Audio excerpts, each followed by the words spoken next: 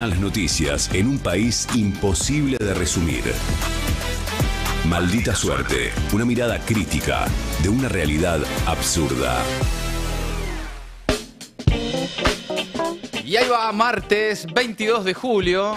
Muchas cosas para comentar, con una agenda hoy dispersa, todavía muy concentrada en la rosca y en lo que ha quedado del fin de semana de cierre de listas, pero también, atención, advertencias del Fondo Monetario Internacional que insiste en que el gobierno necesita más reservas. Todo esto mientras se espera el desembolso de 2.000 millones de dólares. Hay algunas advertencias. El fondo que cambió de funcionaria, la directora gerente adjunta, la más cercana, si se quiere, a la Argentina, la Guita Gofinat, gran nombre para ser gerenta del fondo. No te puedes llamar Guita. Guita Gofinat se va y bueno, veremos quién viene. También, mientras tanto, se están fumando casi la mitad ya del crédito que le dio el fondo al... No te la pierdas, campeón Caputo, así que atención con eso, que salió a pedirle confianza y paciencia al campo, Toto Caputo, mientras se lleva adelante por estas horas la Feria de la Rural, la histórica, acá, 2 cuadras, está lleno de gente, de niños por todos lados, todos entrando a la rural. Bueno, mientras el campo se reúne, patalea, protesta, el ministro de Economía les pide paciencia. También, atención, nuevo paso hacia la privatización de ADISA. Milei habilitó los cortes de suministro del agua. ¿Qué? Está haciendo todo lo posible para que la nueva concesionaria, una vez que esto se privatice, bueno, ya tenga allanado, ¿no?, ese camino. Entonces se prepara el gobierno para cortar el servicio en caso de mora en los pagos, comercializar excedentes de agua potable, etcétera. Así que de eso vamos a hablar en instantes. Mientras tanto, también Kicillof apuntó a incolumnar a todo el peronismo para la campaña. Esta mañana hubo un acto, ya hay algunos mensajes, mientras empiezan a reordenarse, ¿no?, las tensiones, las emociones que ha dejado el fin de semana, luego del cierre de listas, heridos, internas y demás. Internas también en el gobierno, Karina versus Caputo y toda la banda de las Fuerzas del Cielo, que hoy tiene de todas formas una especie de acto antisurdos, un festival antisurdos con Milei en Córdoba. La Derecha Fest tendrá hoy ahí la posibilidad de unir nuevamente al presidente con sus tropas de la batalla cultural. De eso vamos a estar hablando y también de las últimas novedades del mundo. Mientras tanto, dejan un like, un comentario y arrancamos a resumir. En la recta final de la definición por la primera revisión de metas de la Argentina con el Fondo Monetario Internacional de este nuevo acuerdo y la posibilidad del desembolso que espera como agua en el desierto Toto Caputo, con la expectativa ahí de cuándo mandan los 2.000 millones de dólares que están previstos, el Fondo Monetario Internacional advirtió en un informe este martes que la economía argentina requiere más reservas. Te estás quedando sin reservas, le dice el fondo a la Argentina, que requiere además la puesta en marcha de reformas, el regreso a los mercados internacionales, una aceleración de las inversiones extranjeras que no llegan, etcétera. Bueno, una serie de advertencias a ni más ni menos que la macro. Eso que dice Milei que tiene ya ordenado y demás. Bueno, no parece estar tan de acuerdo el fondo. Así lo mencionó el organismo en un informe sobre el sector externo en el que analizó el perfil de ingresos y salidas de divisas de distintos países, obviamente no solo de la Argentina, y en ese trabajo hay un apartado especialmente para la Argentina. Recordemos que somos el principal deudor del Fondo Monetario Internacional en el mundo y por lejos, escandalosamente muy por encima del segundo, tercero y cuarto. Mérito de Caputo, ¿no? Porque aquel primer préstamo que le otorgó el Fondo Monetario Internacional durante la gestión de Macri a la Argentina, gestión de Toto Caputo ahí con Macri y Donald Trump, más el nuevo préstamo, más deuda, aunque el gobierno dijo que no es deuda porque era deuda para pagar deuda y demás, también de Toto Caputo, pero con Milei y también con Trump en la presidencia de Estados Unidos, ubica a la Argentina muy por encima de cualquiera como los principales deudores en el mundo. Bueno, en ese sentido es que con datos cerrados hasta el fin de 2024, pero con una evaluación que incluye ya los últimos acontecimientos entre el desarme de los controles cambiarios y el inicio del nuevo programa en abril, es que el fondo le insiste al gobierno que necesita más reservas y evitar capitales especulativos, básicamente para no ponérsela de sombrero como ya le pasó a Toto Caputo con Macri. Ahora, las reservas son el punto crítico de esta primera revisión que se espera que sea tratada por el BOARD del FMI antes de agosto. La meta era acumular 4.300 millones de dólares. El FMI aceptó el mes pasado posponer la revisión de las reservas para julio. Luis Toto Caputo estimó que llegaría a cumplir el objetivo. No te la pierdas, campeón, dijo, y se le empezó a complicar con el dólar. De hecho, hoy hay ahí movimiento, ¿eh? Todo el esquema financiero está haciendo ruido. Todo lo que es la City, los mercados, todo lo que miran los numeritos, subas y bajas de valores, de acciones, y el dólar y demás, no están del todo tranquilos.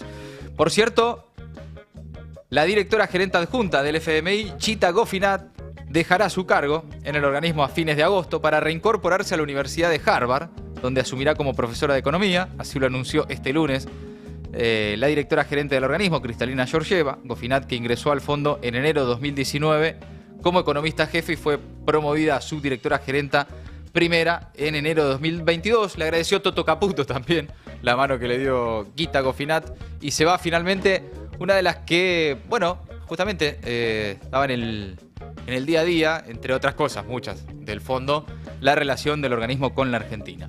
Atención a este dato.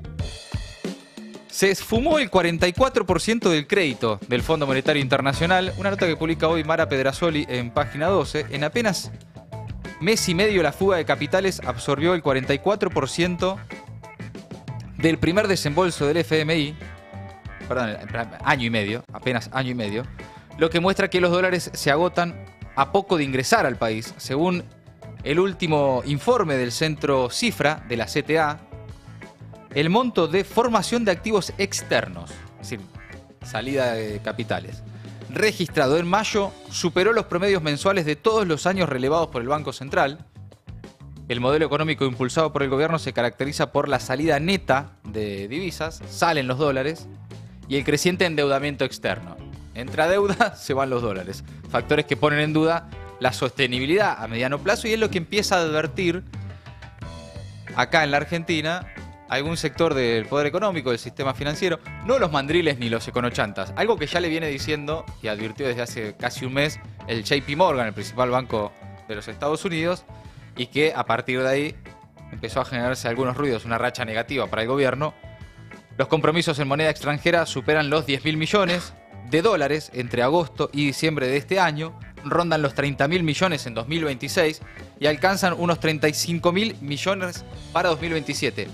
Ni más ni menos que algo absolutamente impagable. Así que sea quien sea que se tenga que hacer cargo de eso más adelante, si es este gobierno o si es en algún momento una nueva gestión, algo ya viene trabajando el peronismo en relación a esto, va a tener que tener una hoja de ruta, porque definitivamente impagable la serie de compromisos que tiene la Argentina con el Fondo Monetario Internacional y otros organismos internacionales. Mientras tanto, hablando de dólares, Caputo le pidió confianza y paciencia al campo. El ministro de Economía anunció que el gobierno va a eliminar las retenciones al sector agropecuario durante la presidencia de Javier Milei, pero no dijo cuándo. Ah, bueno.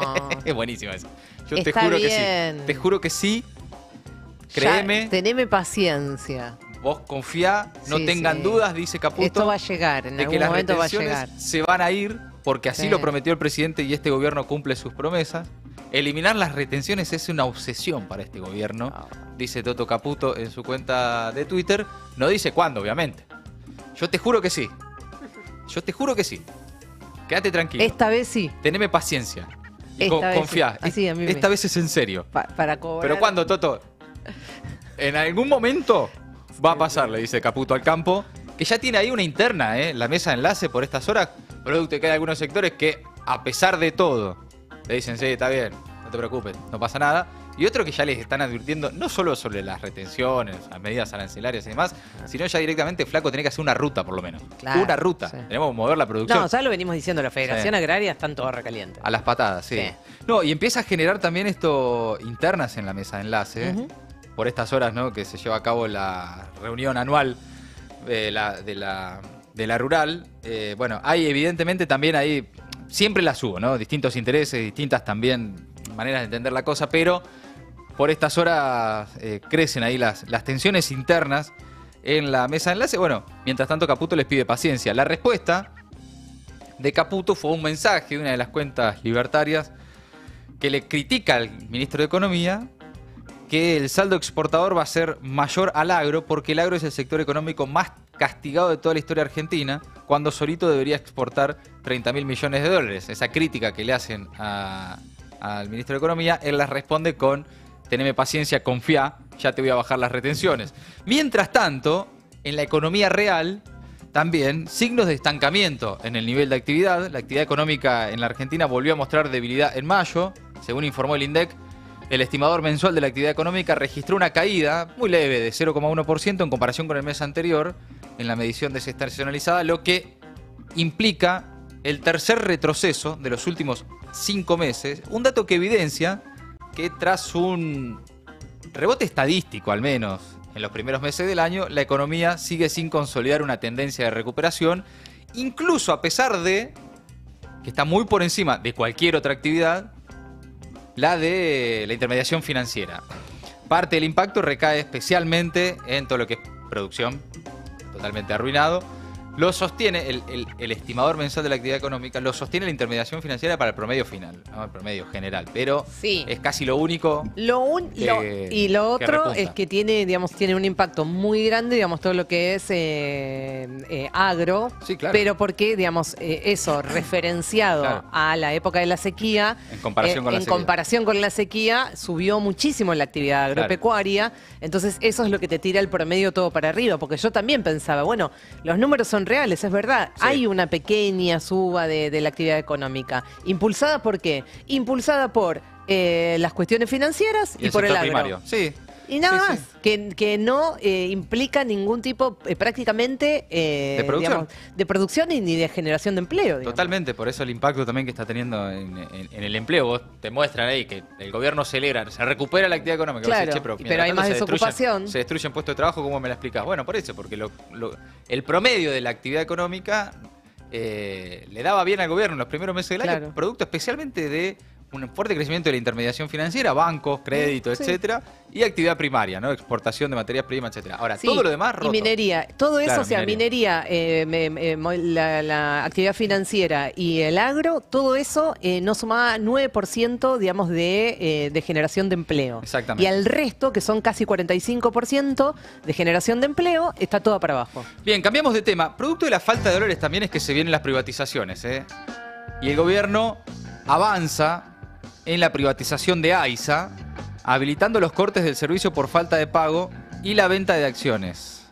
Medida de esta mañana, el gobierno de Milei avanzó con el proceso de privatización de la empresa Agua y Saneamientos Argentinos Sociedad Anónima y aprovechó para sumar una medida que perjudica a los usuarios en un contexto de aumento de tarifas, de pérdida de poder adquisitivo, de gente que no llega a pagar los servicios, que es habilitar el corte de servicio a los usuarios residenciales que tengan deudas en sus facturas. Algo hasta ahora prohibido, pero de acá en más la empresa estará habilitada al corte del servicio. Un decreto publicado esta mañana que sustituye más de 100 artículos del actual régimen regulatorio aprobado en 2006, cuando se estatizó la empresa, y cambia la condición de operación de la concesionaria, de la futura concesionaria, quien sea que sea a cargo de esta empresa. ¿Quién será, no? ¿De dónde vendrá? ¿Quién será y de dónde vendrá la empresa que sea a cargo de AISA? Es interesante también. Hay algunos nombres dando vuelta. Pero hasta que no se confirme... Decilo. No, es que hasta que no se confirme, ¿no? Ay. Pero ahí es donde vos empezás a ver para quiénes es este plan de negocios. Es lo que decimos siempre, detrás de la desregulación del Estado, detrás de la destrucción del Estado, lo que hay es un plan de negocios. Con el Estado a cargo de Sturzenegger. Con las finanzas y demás, el negocio de la timba financiera, con Caputo. Y después, la otra parte importante es Patricia Bullrich, garantizando que las protestas, los conflictos asociados a ese plan de negocios en las calles, bueno, sea reprimido y controlar el famoso control de la calle a través de la represión. Espero, digo, ¿no? Pensando en, por ejemplo, la desmantelación total de, por ejemplo, el INTA y los terrenos que tiene el INTA. Si vos ves después que, por ejemplo, digo, vamos a suponer, los terrenos del INTA se los queda Elstein, vos decís, bueno, entonces lo que había acá, evidentemente, es un plan de negocios para empresarios que favorecen al gobierno, que patrocinan, que sponsorean al gobierno. Vamos a ver si eso sucede. Si a AISA, por ejemplo, se le queda, no sé, una empresa de capitales israelíes, y vos decís, Ponele. che, bueno, ¿qué pasa entonces acá? Mira. Parece, ¿no? Le empezás a poner cara y nombre al plan de negocios detrás del desguace del Estado. Veremos qué sucede con eso, pero mientras tanto, la novedad es esta, ¿no? Que ahora te pueden cortar el servicio de agua, ¿no? Estamos hablando de servicio de agua. Sí. O sea, cortarte el agua por falta de pago. Algo que no se hacía justamente casi hasta por cuestiones humanitarias. Claro. Si mirá, flaco, incluso sin poder pagar, el agua no se corta. Mirá que esto se puede judicializar bastante rápidamente, teniendo en cuenta que es un derecho humano, digamos, el derecho al Sí, agua, digamos. sí, ¿no? sí. No sé, lo tiro. Bueno, veremos. Cambia las condiciones de operación de la concesionaria, que podrá ahora garantizar financiamiento con los fondos de la explotación, cortar el servicio en caso de mora en los pagos y comercializar excedentes de agua potable o capacidad cloacal. Hablando de cortes, encontré por estas horas con un contenido de TikTok. Viste que hay muchas cuentas de TikTok que salen a la calle y hacen preguntas Sí. a la gente de todo, de determinadas cuestiones. Por ejemplo, sobre cuál ha sido, no sé, tu peor trabajo en tu vida, ¿no? Y hay un hombre que contó que trabajaba en una empresa que se dedicaba a cortarle la luz a la gente allá por fines de los 90, la crisis del 2001, y a la gente que no podía pagar. Y escuchen lo que cuenta, a ver. Una pregunta, ¿cuál fue su peor trabajo y por qué? El peor trabajo que tuve fue cortarle la luz a la gente. En la época del 2001 soy electricista y me tocó trabajar en una empresa de corte y rehabilitación, pero lo único que hacíamos era corte de luz, porque la gente Hacían corte de luz. no podía pagar y había que ir a cortarle el medidor. Lo que hacía en realidad era no cortar la luz, dejar el precinto dentro del medidor y a la gente no le cortaba la luz. Simulaba un corte, decía cualquier cosa si vienen, se conectó usted y le dejaba la luz conectada. Trabajé 2 meses en eso y me fui lo antes posible. ¿Lo volverías a hacer? No, lo hice por necesidad. Claro, imagínate, ¿no? Qué tremendo. La historia Sí. que cuenta este tipo de cómo le tenía que cortar la luz por falta de pago a la gente en el peor momento de la crisis, allá por el 2000-2001. Sí. Y qué los tipazo que le hacía el falso tipazos, corte. los vericuetos que le encontraba totalmente. para no cortarle la luz. Sí, porque- Y una bueno, artimaña pero- un laburante al otro. chiquita, Ahí pero ves que le los- puede cambiar la vida a Claro. uno. Los rasgos de humanidad Sí, que no tiene este gobierno. Que no tiene este gobierno, ¿no? Sí, claro. Bueno, es parte también, por eso lo vinculaba con esta medida que anunció el gobierno hoy de habilitar los cortes del suministro del agua. ¿Cómo vas a cortar el agua? Por más que no la puedes pagar, ponele, ¿cuánto puede impactar eso en el, no sé, en el balance total de la empresa de agua en este caso? Por cortarle el suministro de agua a la gente. Realmente, ¿qué impacto puede tener eso? ¿Qué es lo que hay detrás de esa medida? Bueno, evidentemente le están preparando el terreno para... Le están limpiando la empresa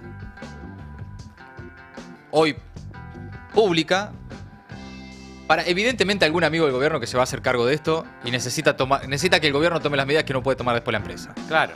Vamos, la verdad que más allá de quiénes van a ser y veremos quiénes son finalmente y demás, lo que está haciendo el Estado es hacer hoy El trabajo sucio. el trabajo sucio para entregarle al privado, seguramente amigo del gobierno, alguna empresa privada, algún vínculo debe haber con algún empresario, para entregarle ya a la empresa lista como la necesita un privado y hacerse cargo de ese servicio. Veremos, insisto, si de esto se empiezan a ver los hilos, vamos a ver cuál es también la lectura que se puede hacer. Entonces, era ¿cómo decir? Un reordenamiento, ¿no? Como dice, una desregulación del Estado, una transformación del Estado persiguiendo la eficacia, como dice el gobierno, como dice Sturzenegger, para ser más libres y que el mercado regule las condiciones de vida de las personas, o esto es un plan de negocios, como ya hemos visto en otro momento Llave de la historia en mano. argentina, llave en mano, tomen muchachos, háganse cargo Sí. ustedes, y es un flor de negocio para algunos empresarios que estaban al salto por un bizcocho esperando que esto suceda, ¿no? Veremos. Mientras tanto, Milei, atención con esta noticia, la publica el Destape hoy, toma deuda para arrancar con el plan de privatizaciones. ¿Cómo? Mientras- Pero sí, claro. Las privatizaciones no son para conseguir de Por lo guita. general era al revés, ¿viste? Claro. A mí en los 90 siempre me dijeron que se privatizaba porque las empresas daban deuda, no que hay que endeudarse para privatizar las empresas. Bueno, mientras se le habilita el corte del suministro de agua a quienes no puedan pagarle y como parte de su proceso de privatización, el gobierno de Javier Milei aprobó un nuevo préstamo del Banco Interamericano de Desarrollo por $400 millones que será destinado para financiar un programa cuyo objetivo es reducir la participación de empresas públicas nacionales en la economía. Es decir, deuda para avanzar en el proceso de privatización. Es extraordinario. También se argumentó que la toma de deuda será para mejorar el ambiente de negocios Y así, ¿podemos cerrar? Sí. Es un quilombo. Sí, yo sé. También se argumentó que la toma de deuda será para mejorar el ambiente de negocios, dice el decreto, y así contribuir al incremento de la competitividad del país. Es realmente llamativo, es novedoso. Esta sí que es novedosa. Tomar deuda para avanzar con el plan de privatización, cuando por lo general los planes de privatización te los vendían como garantía de ingreso de ingreso. inversiones, Claro. de que vas a ganar guita, no a pedir guita, a endeudarte. Impresionante. En definitiva, nueva deuda. Más deuda a través de otros decretos publicados en el Boletín Oficial. El presidente Milei, con las firmas de No te la pierdas campeón Caputo y el jefe de gabinete, Guillermo Francos, formalizaron la aprobación de un paquete de deuda de 1.500 millones de dólares en créditos con el BID y el Banco Mundial. ¿Cómo se repite la historia? Es impresionante. Cuando vas de vuelta, ¿viste a los recortes de los diarios? Que cada tanto aparecen, de los 90, de la crisis del 2000, 2001, etcétera, y vos veías que llegaba, ¿no? El Fondo Monetario Internacional con los desembolsos, pero que también estaba el BID, que también estaba el Banco Mundial, todas esas historias que hemos visto reiterarse de manera ya directamente como, ni siquiera como tragedia, ya es como farsa en la historia argentina. Ves otra vez ahí, en este caso préstamos, supuestamente destinados a la modernización y el sostenimiento de la política tributaria, todo el biribiri, para más deuda, nueva deuda, en este caso por 1.500 millones de dólares. 1.500 millones de dólares que recordemos que este gobierno se lo fuma en ¿Cuánto puede tardar en comérselo? 2 minutos. Claro. De hecho, es más o menos la cifra que se fumó Sí. a principio de año. Claro, exactamente. 1.500 millones de dólares, listo, a la mierda. Bueno, No cambiamos es de nada. tema. Vamos ahora a la provincia de Buenos Aires. Ya arrancó la campaña. Todavía están ahí las esquirlas del cierre de listas, Sí. las heridas.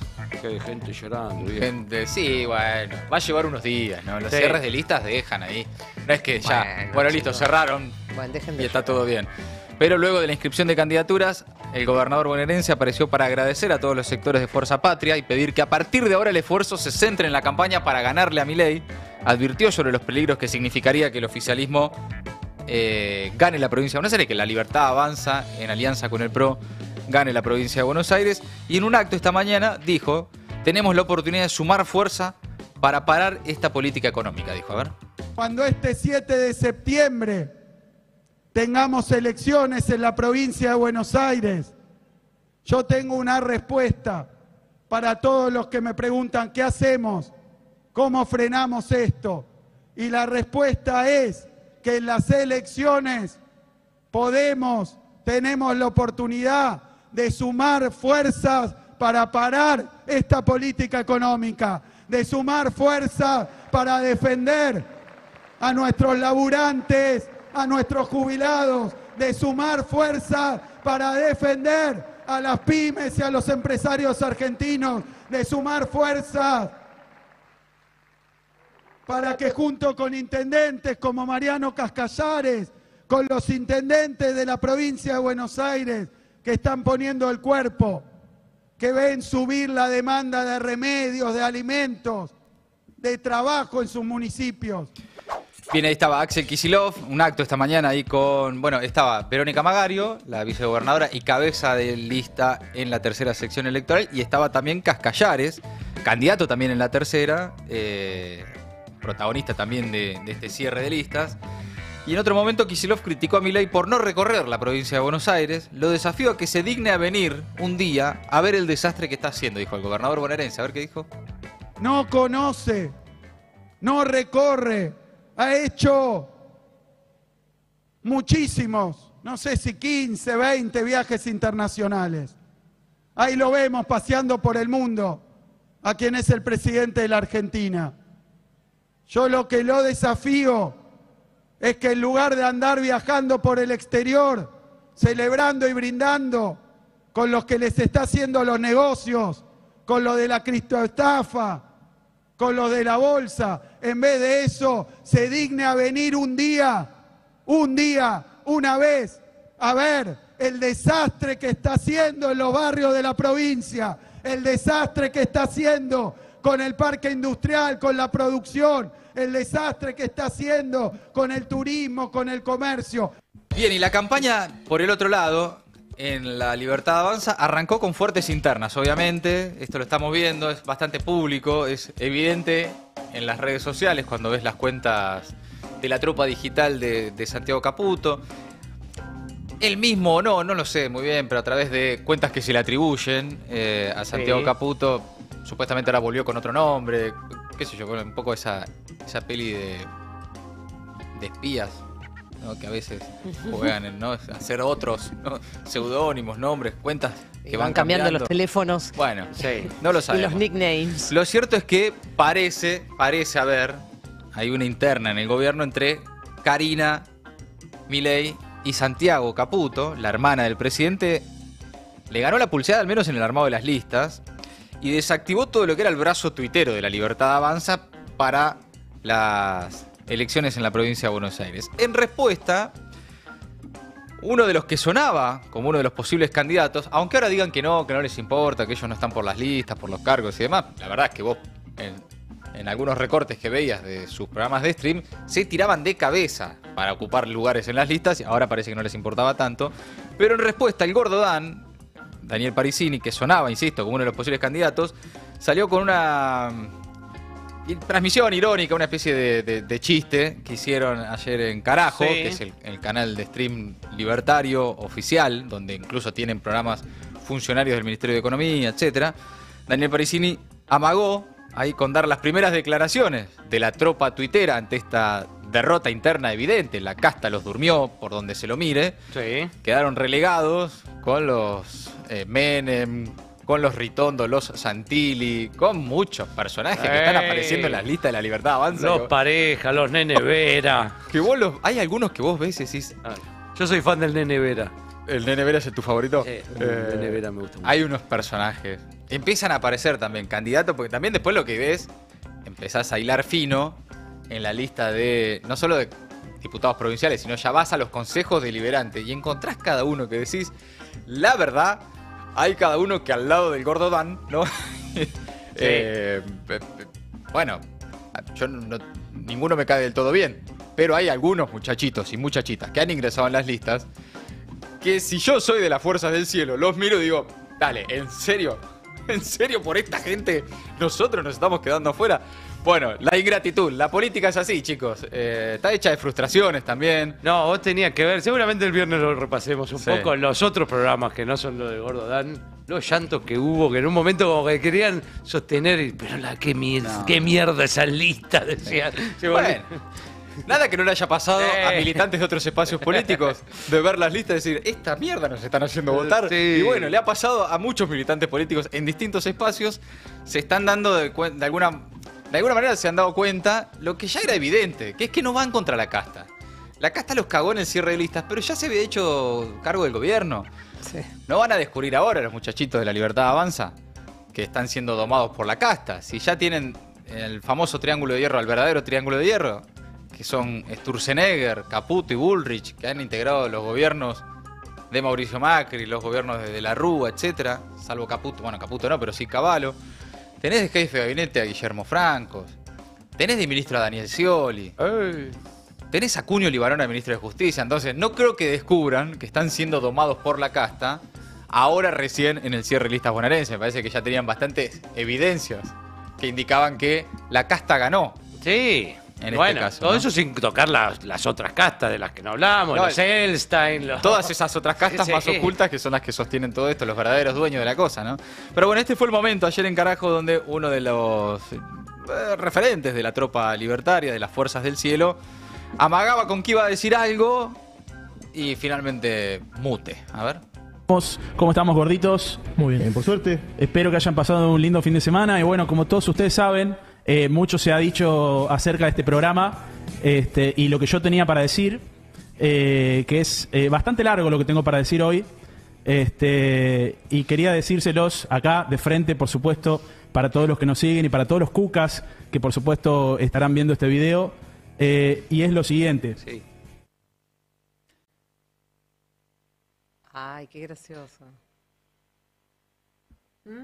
Ponen la transmisión en mute y como que empieza a leer unas hojas, una especie de documento, como que tenía algo ahí para decir y le meten en silencio, pero un rato largo de silencio. 20 minutos. 20 minutos de silencio en el que después, bueno, hablaban entre ellos y qué sé yo, pero todo transmitiéndose en absoluto silencio y mute. Por lo tanto, nada que decir de la tropa de Santiago Caputo sobre el cierre de listas en la provincia de Buenos Aires. Bienvenidos a la política en todo caso, ¿no? Han sido dormidos por la casta una vez más. ¿No se animan a hablar? Y evidentemente muy picantes con todo el mundo, menos con la jefa, ¿no? Con Karina Milei. Sí. Porque veo también que algunos de estos muchachitos libertarios en las redes se la agarran con pareja, con los muchachos, la que manda ahí es Karina Milei. Y hubo una frase de uno de estos chiquitos de carajo que fue fantástica, que dijo: no quiero pecar del libre pensador. Claro. Yo dije, bueno, no pueden, no pueden ni siquiera decir lo que quieren decir. Sí, total. Ahí no hay nada nuevo, de todas formas, ya ha pasado en otros momentos de la historia con otros gobiernos también, y demás. Es verdad. Y las frustraciones llegan, son parte de la política, son parte del aprendizaje también. Creer que vas por una revolución y de repente te encontrás en la lista con unos muchachos que decís, escúchame, pero estábamos hablando de otra cosa, ¿por qué tengo que votar a este? Y bueno, pasa. Levante la mano a quien no le pasó alguna vez en la vida. ¡Ey! ¿Quién se tuvo que morfar algún sapito? ¿Quién habrá votado cada sapo o no? Y bueno, cosa que pasa. Ahora, mientras tanto, Milei cierra hoy en Córdoba un festival con las fuerzas del cielo, un festival antizurdos, básicamente, la Derecha Fest en Córdoba, en medio de esta interna libertaria. Entradas a 35 lucas. Se va a realizar en un hotel Quórum, para unas 2.500 personas. El propio presidente está promocionando este evento como la fiesta que hará llorar a la totalidad de los periodistas ensobrados del país. Muy bueno. Qué bueno. No es muy grande el lugar, hay que decirlo. 2.500 personas. La verdad que no es muy grande el lugar. Y bueno. Hay que decirlo. Todavía esta mañana quedaban entradas, hicimos la prueba. ¿Quedaban entradas? Sí, quedaban entradas, así que no hay tanta gente que pueda pagar. No sé, no estoy segura de decir si quieren ir o no. El tema es que, evidentemente, no están pudiendo pagar esa guita. Salieron a pegar muchos carteles en la ciudad, la cartelería del festival, y fueron muy intervenidos, varios de ellos, por los cordobeses. Vienen a pelotudear. Vienen a pelotudear Fest, Virgo Fest, etcétera. Gente que intervino los carteles en la provincia de Córdoba. En Córdoba. Claro, así que, bueno, hoy van a tener ahí su fiesta antizurdos, con los de siempre, ¿no? Con todos estos muchachos, Laje, Gordodán, etcétera, están ahí. Sí. Le hacen una contracumbre también. Y le hacen una contracumbre, sí. Va a haber una Pueblada Fest, un festival contra, el rechazo explícito a la llegada de Milei a Córdoba y la realización de la Derecha Fest. El evento que está convocado también para este martes, hoy a la tarde, 18 horas, en Plaza Colón. Está lejos del lugar. Con entrada libre y gratuita. Esto no tiene nada que ver, es una feria de emprendedores, con sorteos. Otra cosa, pero así como tenés la Derecha Fest en un lugar de Córdoba, en otro lugar de Córdoba está la Pueblada Fest. Pero van a tocar bandas, hay músicos, claro. Se pone lindo. Sí, show en vivo, todo, mateada. Sí. Adelantaron también que va a haber un homenaje a excombatientes de Malvinas ahí en Pueblada Fest. Es que una especie de contracumbre. Sí, la contracumbre. ¿No? Es la de Chávez en el estadio de Mar del Plata. La cumbre de los pueblos. Sí. La cumbre de los pueblos. Cuando se hacía. Fue la del Alca, al carajo. La cumbre de las Américas era la cumbre de las Américas cuando la cumbre era la oficial, donde lo pasearon a Bush. ¿No? Ahí está. Ahí es otra historia. Y esa contracumbre se hizo con el tren, ¿se acuerdan del tren? Claro, estaba el Diego. Ahí estaba el Diego. Con Evo Morales, todos. Con Evo. Claro, iban ahí. Estaba Bonazo. Miguel Bonazo. No, era el tren, no saben lo que era ese tren. ¿Sabés quién estaba también? Ari Lijalad. Ari Lijalad. Sí. Y el Tano. El Tano Gentili. Juanse estaba. Juanse estaba en ese tren. ¿De los ratones? Juanse estaba en ese tren. ¿En serio? No me acordaba de eso. Juanse estaba en ese ¿Qué hacía Juanse? Después se tren con el Diego, Evo. Digo que había joda y se metió. ¿Qué te Estados Unidos. Extraordinario. Qué bueno. No podemos hacer uno de vuelta. ¿Cómo se llamaba? ¿Cómo se le decía? El tren del Alba. El tren del Alba. Porque era el Alca y este era el tren del Alba. Ay, qué linda historia, chicos. Qué trenzazo. Necesito que vuelva a suceder. Por favor, no quiero ese tren. Necesito que vuelva a suceder. Hagámoslo igual, aunque no haya una cumbre de nada. Encontrémonos. Hacemos de vuelta, un homenaje. Mirá, Ari Lijalad. ¿Qué hace Ari Lijalad? Con Kusturica. Con Kusturica, es verdad. Estaba Kusturica que estaba filmando todo. Lo de que estaba haciendo el documental de Maradona, Kusturica. Sí, claro, porque estaba el Diego ahí, claro. No, tremendo. Te mandamos un saludo a Ari. El Tano también debe tener alguna foto. El Tano Gentili estaba ahí también. Sí. Qué lindo. Bueno, Eso sucederá hoy en Córdoba. Mientras tanto, en Córdoba, la realidad, ¿no? El polo industrial cordobés acumula despidos y cierre de plantas. Se posiciona como uno de los territorios más golpeados por el modelo de apertura totalmente indiscriminada del gobierno nacional. Por ejemplo, esta semana vas a tener una protesta muy fuerte ahí. Un caso que venimos siguiendo que tiene que ver con la con la petroquímica Río Tercero. Ahí la Federación de los Sindicatos y todos los sindicatos que reúnen a los trabajadores de industrias químicas y petroquímicas de la Argentina van a realizar una movilización masiva este jueves 24 en la ciudad de Córdoba en apoyo a los trabajadores despedidos y afectados por la crisis de la petroquímica Río Tercero, cuya planta permanece paralizada desde principios de mes, una medida que fue confirmada por el Sindicato de Químicos y Petroquímicos local, que anticipó también que van a viajar representantes de distintos gremios de distintas partes y regiones de la Argentina para acompañar a la federación. El objetivo es que sea masiva esta movilización. Ya hubo varias muy masivas, tienen menos prensa, menos difusión en los medios nacionales, al menos en los medios porteños, pero esta parece que va a ser grande en serio, y es ahí en Córdoba también, a donde hoy Milei juega su batalla cultural y donde también el desempleo está pegando especialmente. A ver, el desempleo en el país está en el 7,9%. Aumentó en el último tiempo, según datos oficiales publicados por el INDEC. Pero en Córdoba está afectando especialmente. Y en el Gran Córdoba el panorama es aún más preocupante. La desocupación llegó a casi 10%, está casi 2 dígitos, 9,2%, frente al 8% registrado en el trimestre anterior. O sea, aumentó fuertemente. Y el nivel total de desempleo en la provincia de Córdoba supera ampliamente a la media nacional, ¿no?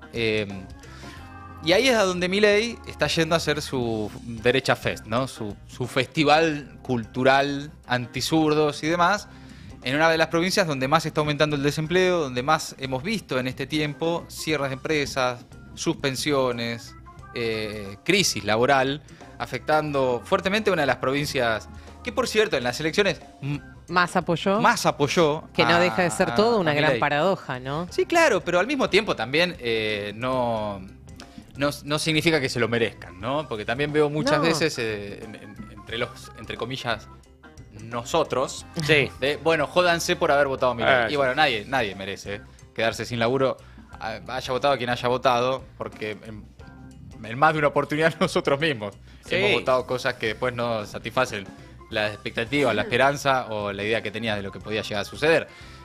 Sí es cierto que además en la provincia de Córdoba esto está teniendo algún impacto en cómo se ordena políticamente la elección de este año. Muy probablemente ahí no haya acuerdo entre el Gobierno Nacional, La Libertad Avanza, y el peronismo cordobés de Martín Yarlora. Resta saber qué va a ser el radicalismo de Loredo.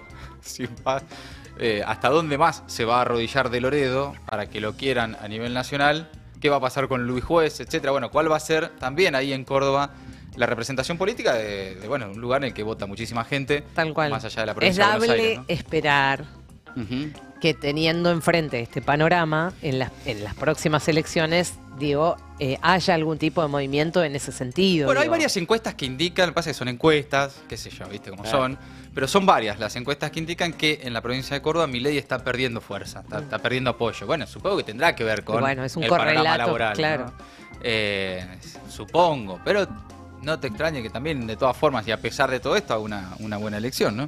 Pero bueno, en fin, mientras está la cumbre antizurdos de Milei, también, mientras tanto, se viene para esta semana una fuerte protesta, en este caso, de los trabajadores químicos. Hasta ahí las últimas novedades de la política nacional. ¿Qué está pasando en el mundo, Ori? Cumbre antizurdos acá en la Argentina, y en instantes vamos a hablar de la cumbre de los zurdos, pero los presidentes zurdos de esta región que se reunieron en Santiago de Chile. Pero empezamos con un mensaje muy preocupante y muy inusual. La agencia de noticia francesa France Presse denunció que sus periodistas, sus colaboradores en Gaza, están a punto de morir de hambre. Y voy a citar textualmente un fragmento de ese comunicado. Desde la fundación de la AFP en agosto de 1944, por su sigla, ¿no? AFP. Sí. Hemos perdido periodistas en conflictos, hemos tenido heridos y prisioneros en nuestras filas, pero ninguno de nosotros recuerda haber visto morir de hambre a un colaborador. nos negamos a verlos morir. Como ustedes bien sabrán, el acceso a la prensa en la Franja de Gaza está vetado, pero la agencia France Presse, como otras agencias, tienen periodistas, colaboradores, se le dice, ¿no?, en el mundo del periodismo de la comunicación, que viven y que reportan desde el enclave palestino desde hace años. El comunicado incluye testimonios desgarradores de periodistas que efectivamente se encuentran en una situación tal que ya no pueden ni siquiera registrar lo que está sucediendo. Bueno, Israel está utilizando el hambre como arma de guerra y las pruebas son abrumadoras. Como uno de los testimonios posibles, les traje el testimonio de Alex de Waal, que es experto en hambruna, director ejecutivo de la Fundación de Paz Mundial de la Universidad Tufts en Estados Unidos. I've been working on this topic for more than 4 decades, and there is no case since World War II of starvation that has been Bueno, es un experto muchas veces consultado por los medios sobre distintos escenarios de hambruna en el mundo, en este caso hablando con Al Jazeera y diciendo lo siguiente: llevo más de 4 décadas trabajando en este tema. Desde la Segunda Guerra Mundial no ha habido ningún caso de hambruna tan minuciosamente diseñado y controlado. Esta es una hambruna evitable. Es totalmente provocada por el hombre. Y cada etapa de esta hambruna ha sido prevista, y en cada etapa Israel y la comunidad internacional podrían haber tomado medidas para prevenir lo que está sucediendo ahora. Esas medidas no se han tomado, punto. Bueno, la situación en Gaza hoy tremendo, sí, realmente sobran ya están recontra sobre la mesa las evidencias del drama del genocidio que está arrasando con las vidas que quedan todavía en Gaza, ¿no? Es tremendo. Y es increíble seguir viendo la inacción de aquellos países que sí podrían marcar una diferencia, y también el silencio de los medios de comunicación. No, y es muy impresionante ver un genocidio en vivo, ¿no? A mí no me deja de sorprender, yo no me acostumbro a esto. Totalmente. Todos los días Ori nos trae noticias y es de los pocos, esto hemos dicho, en los pocos lugares donde todos los días se habla de Gaza y de lo que está pasando ahí. Estamos viendo un genocidio en vivo. Yo no sé qué impacto va a tener eso para la historia de la humanidad, pero el día de mañana, cuando dentro de 10, 15, 20 años haya una mirada en retrospectiva de lo que está pasando hoy en Gaza, creo que muchos van a decir, ¿cómo? ¿Cómo no hicimos nada? ¿Yo dónde estaba? ¿Qué pasaba? ¿Por qué nadie hizo nada? Nuestros hijos nos van a preguntar, claro, ¿cómo? ¿Qué hacíamos mientras tanto? Claro, ¿cómo pudo suceder? Es un genocidio en vivo. Ni hablar los que justifican y reivindican lo que ahí está pasando, ¿no? Y que todavía son numerosos, claro, ¿no? Bueno, recién hoy escuchaba un audio que difundió Le Monde, que recibió de justamente uno de los pocos periodistas que todavía están tratando de reportar desde la Franja de Gaza, y decía: la situación en Gaza ha superado los Juegos del Hambre, ¿no? Refiriéndose, digamos, a la película. En las últimas 72 horas, al menos 21 niños y niñas murieron por desnutrición y hambre en varias zonas de la Franja de Gaza. Y eso según el hospital de Al-Shifa, ubicado en la ciudad de Gaza, que antes de la guerra era el mayor hospital, digamos, de todo el enclave palestino. Desde el 27 de mayo, como para dar algunos datos, ¿no?, al menos 1.054 personas fueron asesinadas mientras trataban de conseguir alimentos. Estos son datos de la Oficina de Derechos Humanos de las Naciones Unidas. Y mientras tanto, Estados Unidos anunció su retirada de la UNESCO a fines de 2026 por considerar que la agencia cultural y educativa tiene un sesgo contra Israel y promueve causas divisivas.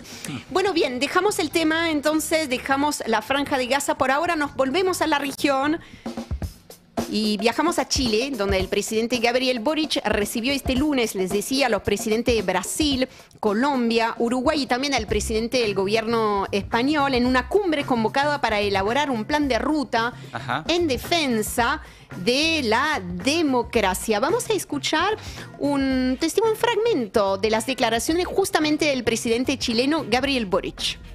Que acá no basta con apuntar a quien piensa distinto y decir esta persona o esta idea es una amenaza. No basta con eso. Tenemos que ser capaces de proponer una alternativa. La democracia, como bien decían mis colegas, tiene que cumplir, tiene que entregar resultados, mejorar las condiciones de vida de nuestro pueblo. Bueno, como otro balance posible de esta cumbre, les propongo leer un fragmento del mensaje difundido por el presidente de Brasil, Lula, en sus redes sociales, diciendo: la extrema derecha organizada internacionalmente ofrece un nuevo consenso de Washington. O más bien un nuevo disenso de Washington, antidemocrático, negacionista e intervencionistas. Los enemigos de la democracia ya no recurren a la diplomacia de tanques y cañones, dijo Lula en ese mensaje, controlan algoritmos, siembran odio y difunden miedo, promueven una guerra cultural, utilizan el comercio como instrumento de coerción y chantaje, guiño guiño, al amigo Donald Trump en Estados Unidos, atacan a las instituciones, dijo Lula, la ciencia, las universidades, socavan la solidaridad entre las naciones. Bueno, para Lula es necesario que las fuerzas progresistas, y eso lo sabemos muy bien, estamos siendo testigos, recuperen varias causas que alguna vez fueron suyas, ¿no? Y de hacerlo, según él, de manera unida, sin dispersión. Nuestra misión histórica es ser portadores de esperanza y promover la igualdad y el desarrollo sostenible, mientras estamos difundiendo imágenes que son las que eligió el propio Lula para compartir en sus redes, donde se lo ve corriendo para llegar hasta el atril, eso y me muero. Donde todos bueno, hablábamos del tren ese, podrían participar de algún tipo de tren, ¿no? Está muy bien físicamente. La próxima reunión va a tener lugar. En Twitter decían otra forma de desmarcarse de Milei. Sí, o sea, claro. Lula haciendo todo el tiempo las cosas que a contramano de Milei, ¿no? Sí, no hay más en corriendo las antípodas, tranqui, ¿no? o sea, en las antípodas hasta en eso, tipo joven, ¿viste? Sí, es un chabón todo. grande, pero está bárbaro. Sí, hasta cómo se planta físicamente. Sí. Bueno, la próxima reunión entonces va a tener lugar en el marco de la Asamblea General de las Naciones Unidas en septiembre, y se van a sumar para ese entonces, fue un anuncio de estas últimas horas, los mandatarios de México, Honduras, Reino Unido, Canadá, Sudáfrica, Dinamarca y Australia. Lo más difícil siempre, pasar de la palabra a la acción. Termino muy brevemente, se me hizo largo, perdón. Hablando de enemigos de la democracia, la justicia brasileña acaba de ordenar el bloqueo de las cuentas bancarias de Eduardo Bolsonaro, hijo del expresidente Jair Bolsonaro. Bolsonaro, hijo, es acusado de hacer lobby en Estados Unidos, donde está viviendo desde hace un tiempo, para promover sanciones, las mismas que hemos comentado en los últimos días del gobierno, sanciones del gobierno de Donald Trump a Brasil, y de tratar de alguna manera de torcer el rumbo del proceso judicial que lo tiene a Bolsonaro padre sentado en el banquillo de los acusados por golpe de Estado. Amigos, amigas, hasta ahí el resumen imposible de Maldita Suerte. Maldita Suerte, de 14 a 17 horas, en El Destape 1070.